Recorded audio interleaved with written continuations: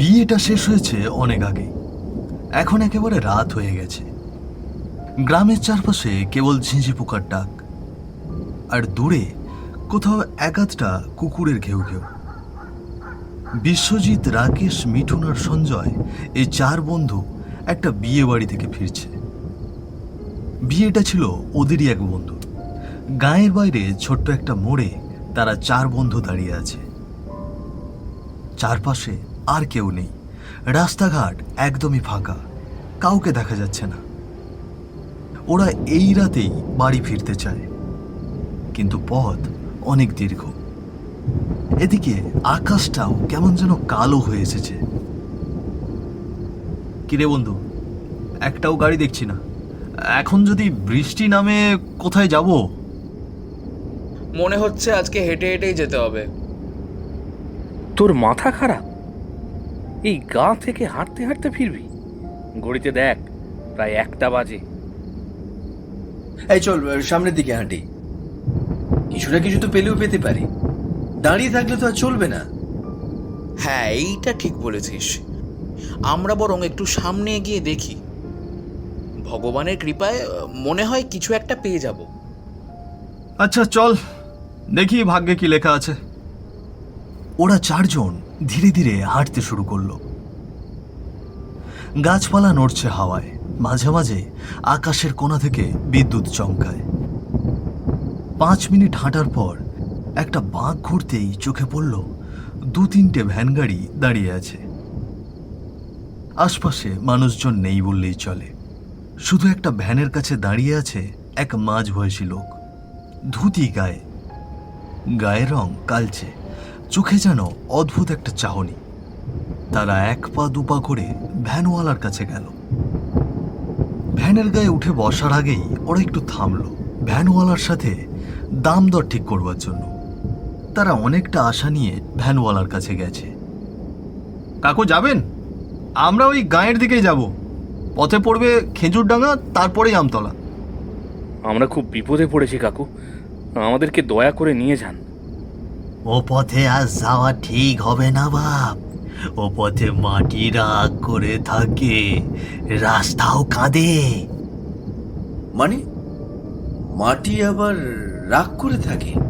কাকু যাবেন না তো বলুন, আমরা অন্য ভ্যান থেকে নিচ্ছি।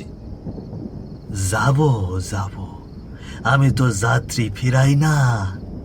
শুধু বললাম আজ রাস্তা কেমন জানি ফিস ফিস করছে। ঠিক আছে, তোমরা ওঠো। না রে, এই লোকটা কেমন জানি অস্বাভাবিক। আমরা এই গাড়িতে না উঠি। আরে আমার কথা শোন, এই সময় আর কোথাও গাড়ি পাবো না। একটা মানুষ অদ্ভুত হতেই পারে, তাতে তোর কি? আরে গাড়িটা তো ঠিক আছে। উঠে পড়, বেশি কল্পনা করিস না এখন। মাথায় রাখ, বাড়ি পৌঁছানো দরকার। মিঠুন কিছু বলার চেষ্টা করলো, কিন্তু বাকিরা তাকে চেপে ধরল। শেষমেশ সেও উঠে পড়ল ভ্যানে। ভ্যান চালক কড়কর শব্দ তুলে ভ্যান চালাতে লাগলো, আর আকাশে আবার বিদ্যুৎ চমকালো। ধান ক্ষেতের পাশ দিয়ে চলে গেছে সরু একটা রাস্তা। ভ্যান গাড়িটা সেই রাস্তাতেই চলতে শুরু করলো। চারপাশে গা ছমছমে নিস্তব্ধতা। হঠাৎ সামনে দেখা গেল বিশাল একটা ফাঁকা মাঠ। ওইটা আবার কি জায়গা রে? এই মাঠের নাম তেপান্তরের মাঠ। বহু আগের মাঠ, বহু কিছু ঢেকে রাখে এই মাটি। তেপান্তরের মাঠ, নামটা কেমন অদ্ভুত রে। চুপ কর না, বেশি কথা বলিস না, চুপ করে বস।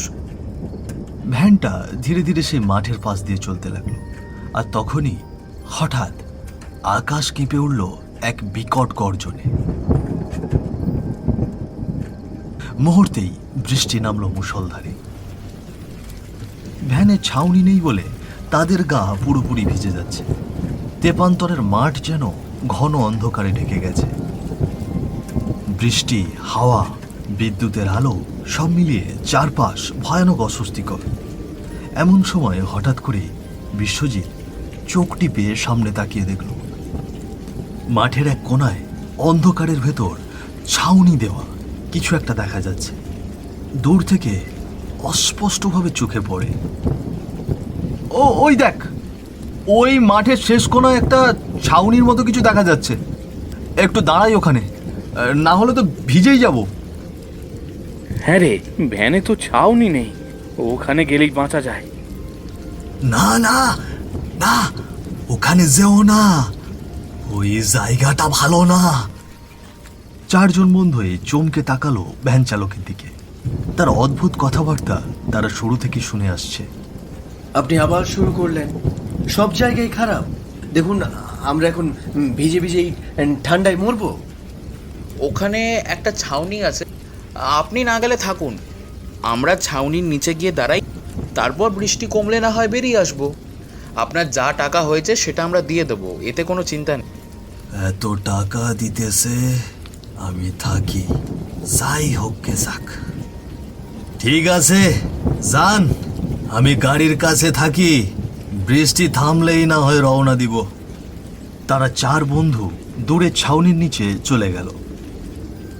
ছাউনিটা আধ ভাঙা, কিন্তু মাথার উপর একটু ছাউনি পেয়ে ওরা দাঁড়িয়ে পড়ে। কিন্তু একটু পরেই ওরা বুঝতে পারে আশ্রয় যেখানে নিয়েছে ওটা কোনো সাধারণ জায়গা নয়। চারপাশে ছড়িয়ে আছে কালচে কাঠ আর কয়লা। ধূপকাঠির গন্ধের সাথে মিশে আছে একটা পচা মাংসের গন্ধ। এরই মধ্যে এই রাতের বেলা ভয়ঙ্কর শকুনের ডাক শোনা যায়। এই বিশ্বজিৎ, তুই গন্ধটা পাচ্ছিস? মনে হয় ধূপ আর মাংস মিলে কেমন একটা অদ্ভুত গন্ধ, তাই না? হ্যাঁ রে, আর এই কয়লাগুলো দেখ, এত সব মাটির নিচে আধা চাপা। এটা মনে হয় শ্মশান ঘাট। আরে শ্মশান হলে কি, দেখে তো পরিত্যক্ত লাগছে, অনেকদিন ধরে কেউ আসেও নি বোধ হয়।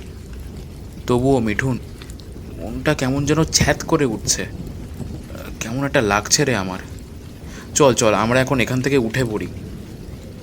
চারজন বন্ধুর মধ্যে একটা চাপা অস্থিরতা জমে উঠল। তবু মিঠুন বলল, বৃষ্টি তো থামেইনি, আর একটু দাঁড়াই, তারপর না হয় চলে যাব।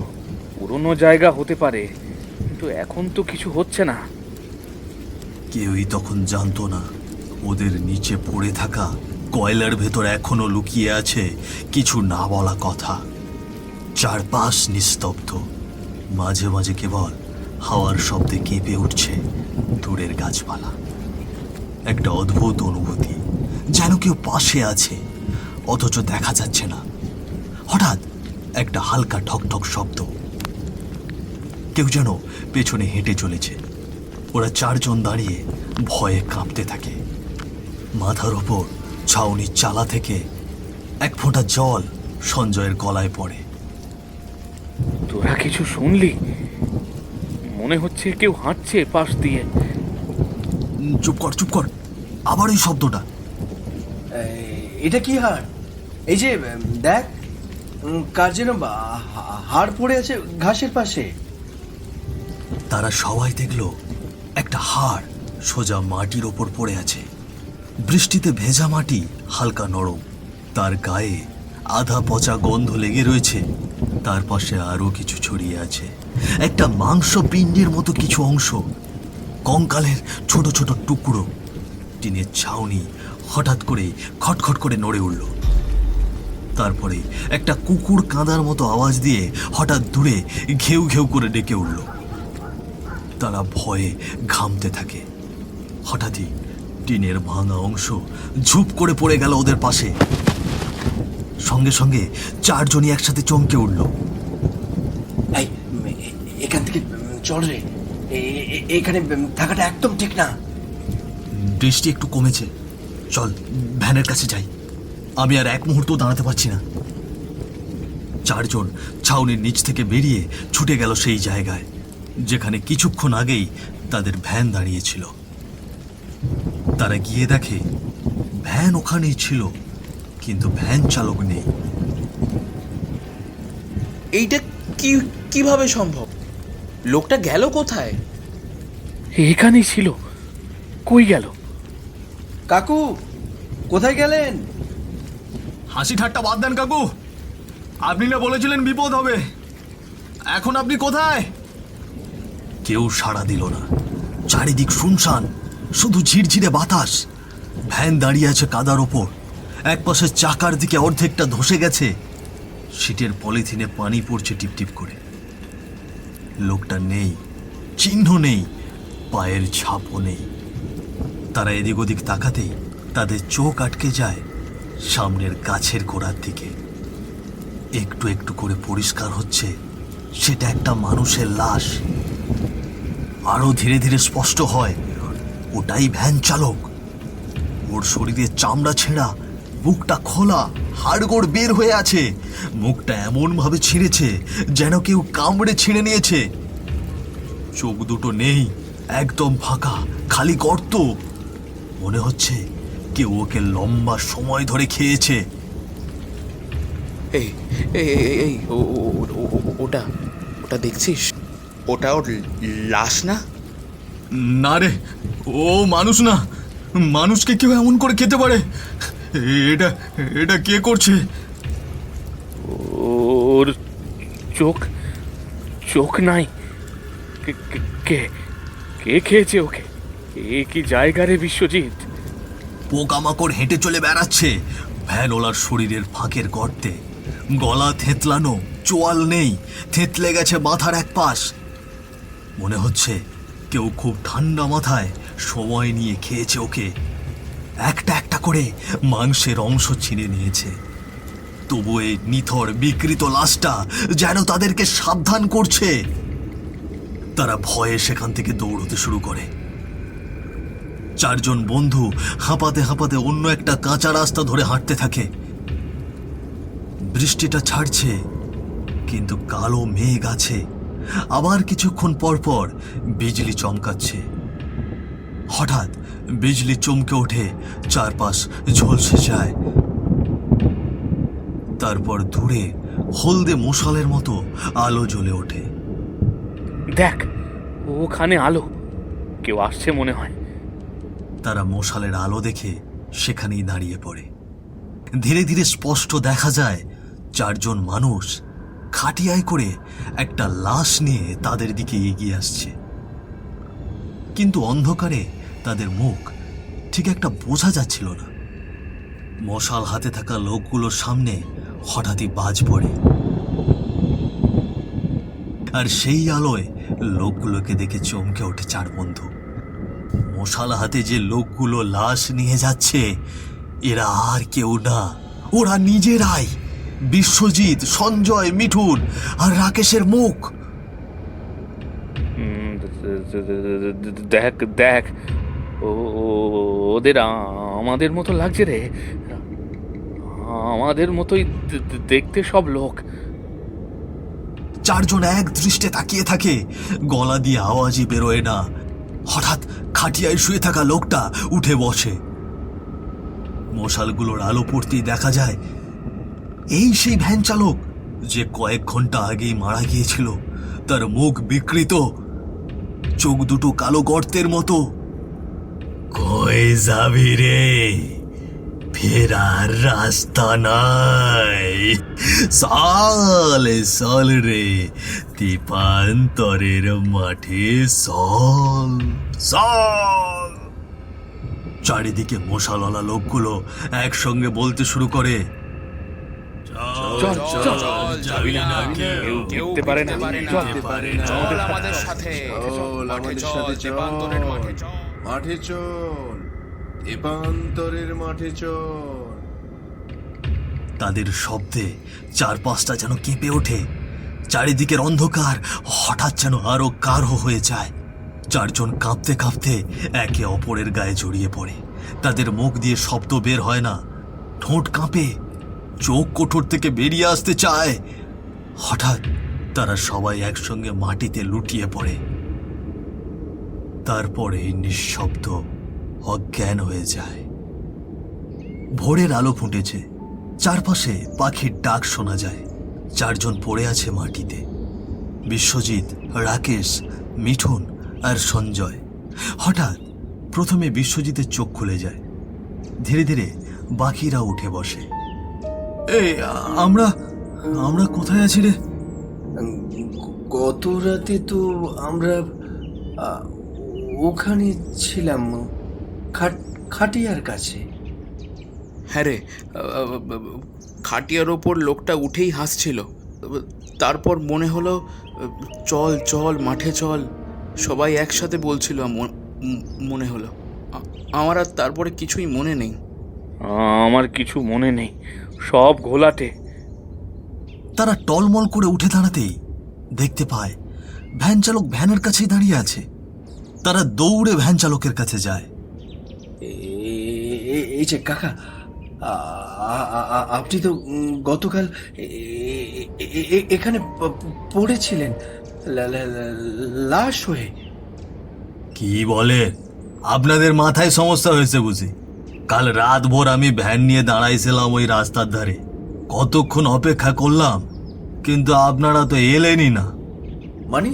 আমি আবার কয়েকবার মাঠের দিকেও এসে দেখেছি আপনারা ওদিকেও নেই। তারপরে ভয়ে বাড়ি চলে গেছিলাম।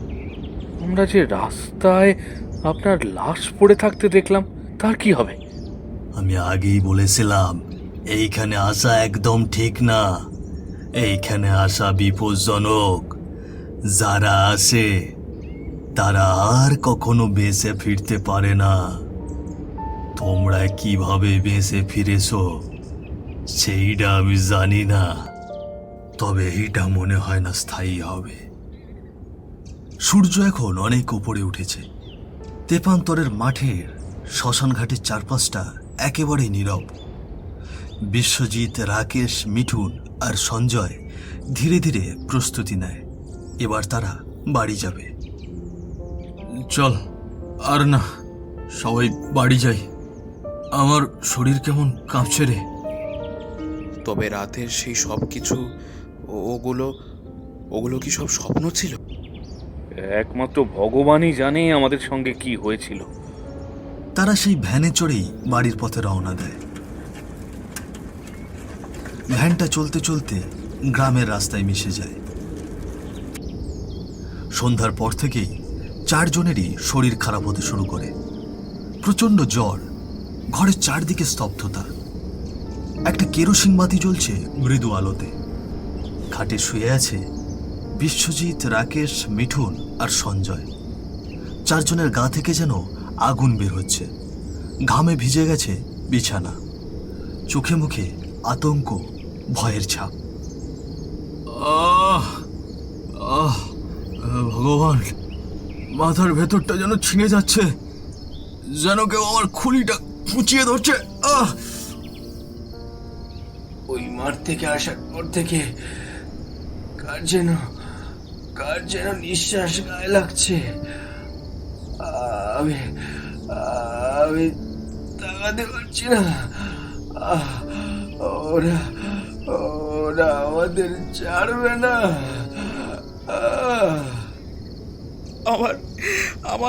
আমার হাত পা ছিঁড়ে যাচ্ছে। আমার মনে হচ্ছে আমার পায়ের আঙুলগুলো কেউ কেটে নিচ্ছে।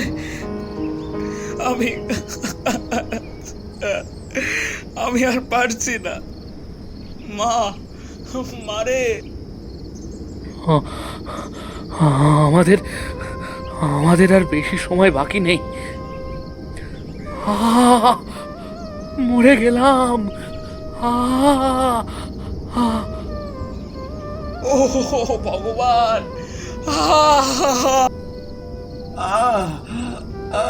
মরে গেলাম।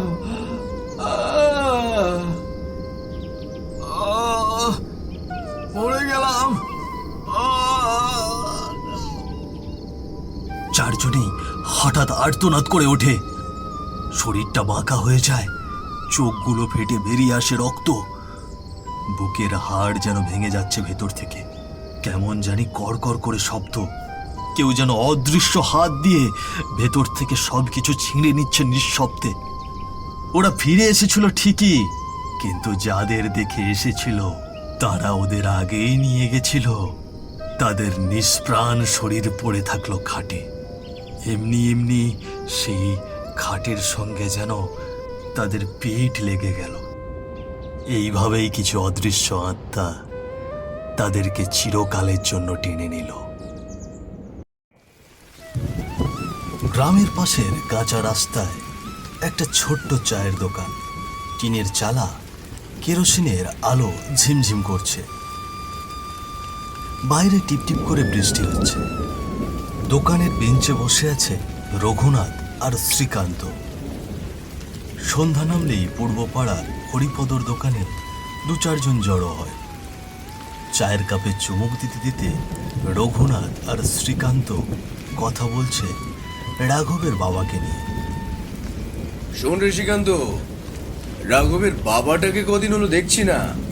শুনলাম নাকি খুব অসুস্থ, কেউ একবার খোঁজ নিতে যায় না। হ্যাঁ রে, আমিও তো তাই শুনলাম। ছেলেটা শহরে গিয়ে তো আর ফিরলই না, যেন সবাই পর হয়ে গেছে। হ্যাঁ গো, বুড়ো মানুষ দিনের পর দিন যায়, কি খায় বাঁচে কিভাবে কেউ জানে না।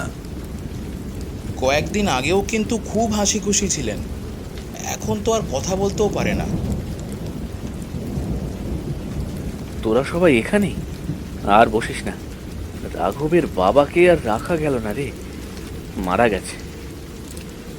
এই কথা শুনে রঘুনাথ আর শ্রীকান্ত থমকে গেল। তারা তো সেই বুড়োর কথাই বলছিল কিছুক্ষণ আগেও। তাদের মুখ থেকে কথা হারিয়ে গেল। কি বললি? এই মাত্র গল্প করছিলাম ওনাকে নিয়ে তো। এ হে ভগবান, এ আমি কি শুনলাম?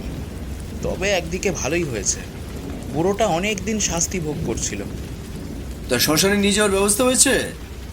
না, কিছু করিনি এখনো। শহরে রাঘবকে ফোন করেছিলাম, কিন্তু সে আসবে কিনা জানি না। আসবে না? আমিও জানতাম ও আসবে না। ছেলেটার নিজের বাবার খবর রাখে না। 3 বন্ধু ছাতা নিয়ে রওনা দিল রাঘবের বাড়ির পথে। চায়ের কাপগুলো টেবিলে পড়ে রইল। হরিপদ আর কিছু জিজ্ঞেস করল না। চারপাশে ব্যাঙের গ্যাঙর গ্যাঙর শব্দ, দূরে বিজলি চমকানোর শব্দ। রাস্তাটা কাদা মেখে গেছে। দূর থেকে পুকুরের পাশ দিয়ে হেঁটে চলেছে 3 বন্ধু। 3 বন্ধু বাড়ির সামনে এসে দাঁড়ায়। সামনে এক চালা একটা পুরনো দোকান ঘরে টিনের ছাদে টুপটাপ করে পানি পড়ছে।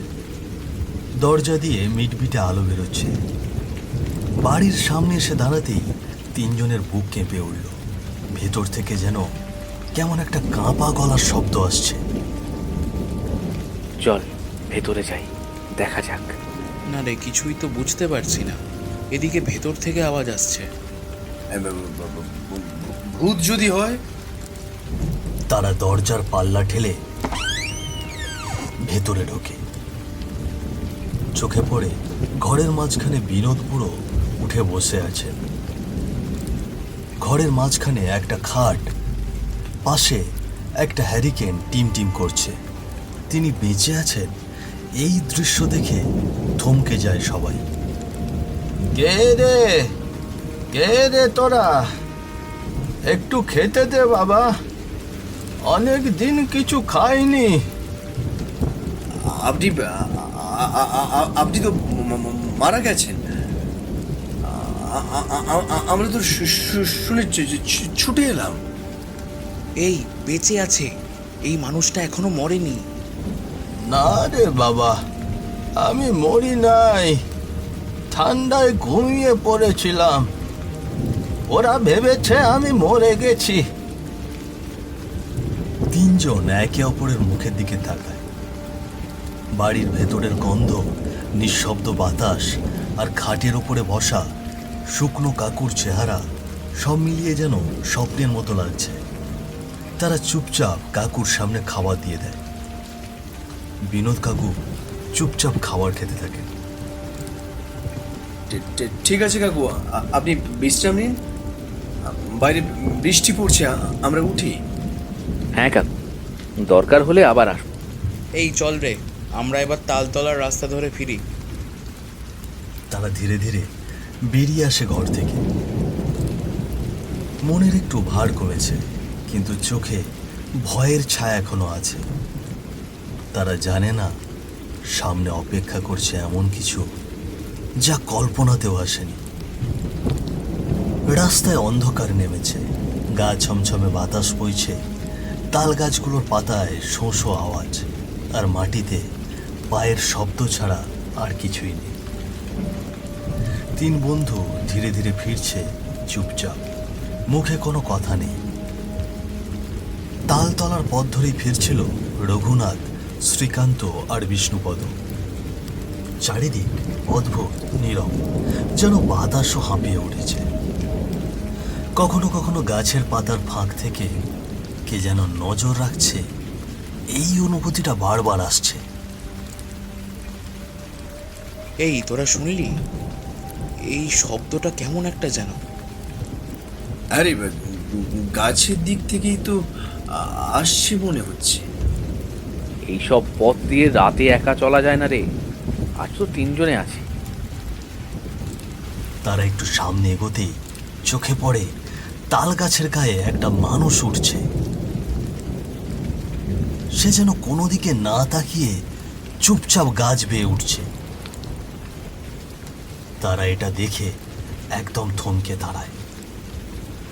ভয়ে তাদের শরীরে লোম দাঁড়িয়ে যায়। ওই দেখ, তাল গাছ বেয়ে কেউ কে উঠছে এই রাতে। কি রে, এ মানুষ না অন্য কিছু? চল সামনে গিয়ে দেখি। এ কি কাণ্ড, এত রাতের বেলা! তারা গা কাঁপিয়ে আরো একটু সামনে এগোলো। তাল গাছের গোড়ার কাছে এসে থমকে দাঁড়ালো। তারা দেখছে লোকটা একভাবে ওপরে বেয়ে উঠছে। চারিদিকে ঝিঁঝি পোকার শব্দ। এই বৃষ্টির মধ্যে তারা এই তাল গাছ তলা দিয়ে যেতে গিয়ে ভেসে গেল। কে রে ওখানে? এত রাতে কি হচ্ছে গাছে? এটা তো বিনোদ কাকু। এ কি কাকু, আপনি আপনি এখানে কিভাবে আসলেন? কি করে সম্ভব? কি রে, এইটা তো হতে পারে না। এই তো কিছুক্ষণ আগেই ওনাকে দেখে আসলাম। কাকু, আপনি এখানে কি করছেন? আপনার তো শরীরে শক্তি নেই, গাছ বেয়ে উঠলেন তাহলে কিভাবে? এই কথা বলেই হঠাৎ বদলে যায় দৃশ্যপট। বিনোদ বুড়োর মুখের চামড়া যেন গলতে থাকে, মাথা ফেটে রক্ত গড়িয়ে পড়ে। চোখের মনি নেই, গলা থেতলে গেছে, গায়ে পোড়া দাগ, যেন কেউ আগুনে ঝলসে দিয়েছে তাকে। গা ঘিন ঘিনে পোড়া মাংসের গন্ধ চারিদিকে ছড়িয়ে পড়ে। ওরে বাবা রে, এ তো কাকু না, এ তো ভূত। কাকু, আপনি তো মরেননি, তাহলে এই রূপ কেন? কেমন রূপ আপনার? আপনার মাথা ফেটেছে, গা তো জ্বলে গেছে।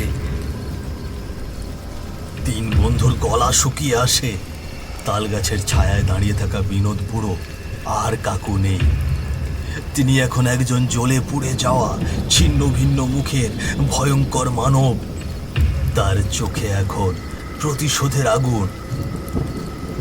তোদের তিনজনকেই আজ মরতে হবে।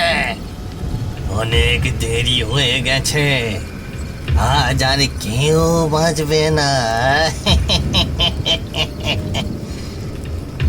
কাকু, আমাদের আমাদের কেন মারতে চাইছেন কাকু? আমরা তো কিছুই করিনি। আপনি মানুষ নাকি নাকি ভূত? কি চান আমাদের কাছে? আপনার এই অবস্থা কি করে হলো? আমরা তো আপনার কোনো ক্ষতি করিনি, তাহলে কেন? আমি কয়দিন আগেই মরে গেছি, আর আমার মৃত্যুর পিছনে তোদের রক্ত রয়েছে। শুনতে চাস কেন মরেছি? তাহলে শোন। সন্ধ্যা নামছে, গ্রামের আকাশে লাল আভা। বিনোদ হেঁটে আসছে বাজার থেকে, হাতে দুটো মুরগি বাঁধা। 2টা মুরগি নিয়ে আসলাম, রাঁধলে ভালো লাগবে। হাড্ডি ভেঙে চিবিয়ে খাবো। বুড়ো হলেও জিভের স্বাদ তো আর যায় না। সে হালকা হাসে, তারপর থেমে গিয়ে একবার আকাশের দিকে তাকায়, আবার হাঁটতে থাকে। অপরদিকে নিত্যানন্দের বাড়ি। সন্ধ্যার অন্ধকারে ছায়া ঘন হয়ে আসছে। মুরগির ঘরের সামনে দাঁড়িয়ে সে গলার রগ ফুলিয়ে চিৎকার করছে। বেঁচে থাকলে দেখমু আজকের কি করে মুরগি চুরি করিস। প্রতিদিন একটা করে মুরগি উধাও হয়ে যায়। তোকে পেলে গোঁপ ছিঁড়ে হাতে ধরিয়ে দেব। আর বলিস না রে, আজ আমারও মুরগিটা নাই। বউটা তো কান্নাকাটি শুরু করে দিছে। ছেলেটার জন্য রেঁধে রেখেছিল। না মুরগি আছে না শান্তি। গ্রামে কি আবার চোরের উপদ্রব শুরু হয়েছে নাকি রে দিব্যেন্দু? চল দেখি কে এই চোরটা। দুজনেই লাঠি হাতে বের হয়। সন্ধ্যা আরো গাঢ়। তারা চলতে চলতে গ্রামের রাস্তা ধরে এগোয়। কিছু দূর যেতেই দূর থেকে বিনোদকে দেখা যায়, হাতে দুটো মুরগি ঝুলছে। ওই দেখ, ওইটা তো বিনোদ বুড়ো। কিন্তু ওই মুরগিগুলো একটা একদম আমারটার মতো লাগছে। তোর এমন রঙের ছিল তাই তো? ওইটাই তো ঝুলছে ওর হাতে। এই বুড়ো, দাঁড়া তো, দাঁড়া। তুই তাহলে চোর রে? কদিন ধরেই আমাদের খাঁচা খালি হচ্ছিল। এসব তুই করেছিস তাই তো? বুড়ো চোর কোথাকার, লজ্জা করে না তোর? না রে বাবা, আমার দোহাই লাগে। আমি আজই বাজার থেকে কিনে আনলাম। আমি চুরি করি নাই। অভিনয় করছিস না? আজ তোর বিচার গ্রামেই হবে। হঠাৎ দুজন মিলে লাঠি দিয়ে বিনোদের উপর চড়াও হয়। মুরগিগুলো ছিটকে পড়ে যায় ধুলোর মধ্যে। বিনোদের মাথা ফেটে যায়, রক্ত ঝরতে থাকে। বিনোদ বুড়ো কাঁপা গলায় কেবল বলছে, আমি চোর না রে। আমি তো আমার ছেলেটাও খোঁজ নেয় না। আমি একলা থাকি। আমি একলা। কেন মারছিস তোরা? ঠাকুর, আমি তো চুরি করিনি ঠাকুর। চুপ! চুরি করেছিস আবার বড় বড় কথা? চোরের আর কোনো মাপ নেই। আজ তোকে চুরি করার শিক্ষা দেব। বিনোদকে টানতে টানতে নিয়ে গিয়ে গাছের সঙ্গে দড়ি দিয়ে বেঁধে ফেলা হয়। বাতাস বইছে, পাতা কাঁপছে। সে কাঁপছে, সাহায্যের জন্য আকুতি মিনতি করছে। কিন্তু তারা ততক্ষণে শুকনো খড় জড়িয়ে দিয়েছে তার গায়ে। একবার শুধু শোন, আমার কথা শোন। আমার ছেলেটা খোঁজ নেয় না। আমি তো শুধু একটু রান্না করে খাবো বলে কিনেছিলাম। দাউ দাউ করে আগুন জ্বলতে থাকে। বিনোদের চিৎকার তাদের কানে পৌঁছয় না। ধোঁয়ার সঙ্গে কণ্ঠস্বর মিলিয়ে মুছে যেতে থাকে। ঠাকুর, আমি চোর না রে। তোরা আমায় ভুল বুঝলি রে। তোরা আমায় ভুল বুঝলি।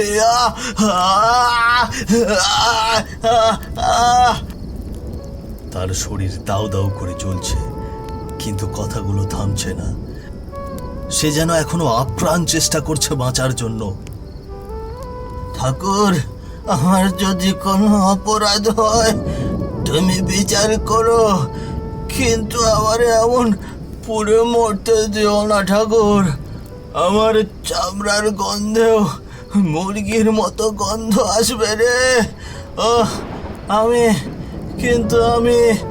কিন্তু আমি চোর না রে, আমি চোর না রে, আমি চোর না। তারপর হঠাৎ একটা তীব্র চিৎকার দিয়ে থেমে যায়। আগুনের শিখা গিলে ফেলে বিনোদের শরীরটা। ঝিঁঝি পোকার শব্দ আরো জোরে শোনা যাচ্ছে, যেন প্রকৃতিও এই অন্যায়ের প্রতিবাদে কাঁপছে। চারপাশে নিস্তব্ধতা নেমে আসে, কেউ কিছু বলে না। আগুনে পুড়ে ছাই হতে থাকে বিনোদ। তোরা শুনলি তো আমি কিভাবে মরেছি?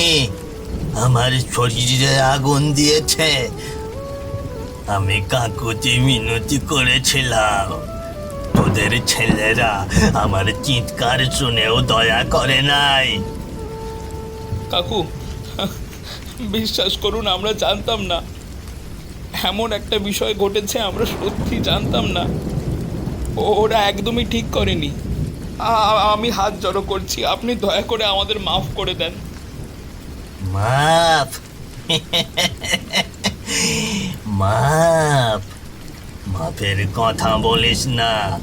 তুই শ্রীকান্ত, তোর ছেলে চিৎকার করে বলেছিল চোরের বিচার হবে। ওই আগুন দিয়েছিল ওই প্রথম। আমার ছেলে ভুল করেছে কাকু। আমি আমি স্বপ্নেও ভাবিনি যে ও এমন জঘন্য কাণ্ড করবে। আমি আপনার পায়ে পড়ি, মাফ করে দিন। বিনোদ এক ধাক্কায় শ্রীকান্তকে আছড়ে মারে। সে দম বন্ধ হয়ে ছটফট করতে করতে মারা যায়। তারপরেই অনেক জোরে জোরে বাতাস শুরু হয়। আপনি চাইলে আমাকে মেরে ফেলুন, কিন্তু কিন্তু আমার ছেলেটা তো অনেক আগেই মারা গেছে। আমি প্রতিদিন ওর ছবি দেখে কাঁদি। আমি তো নিজেই মরে আছি কাকু। তোরা কেউ চাইলি না, তাও আমারে কষ্ট দিচ্ছিস। তোরা বাঁচবি না। তোরা বাঁচবি না।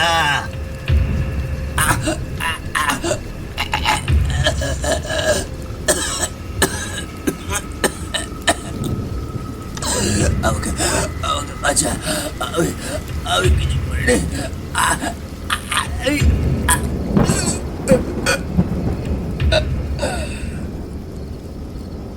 কেউ বাঁচে না বিষ্ণু।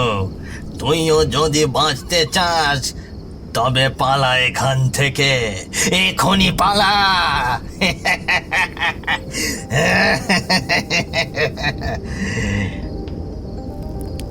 বিষ্ণুপদ দৌড়ে পালায়।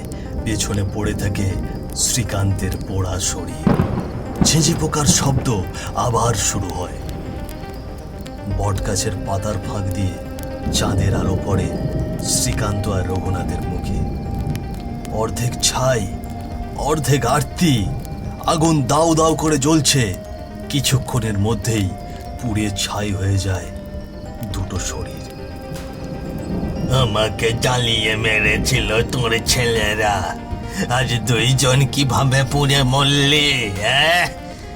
আমার এমন কষ্ট হয়েছিল, আমার চিৎকার কেউ শোনেনি। একজনকেই ছাড়লাম, কারণ তার চোখে আমি অনুতপ্ত হতে দেখেছি।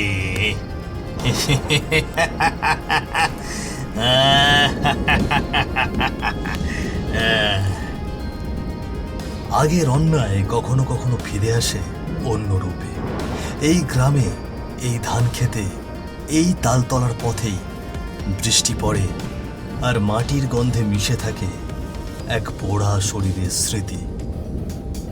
কে জানে আবার কোনো বাদলা রাতে তালতলার পথ দিয়ে হেঁটে যাওয়ার সাহস কে করে।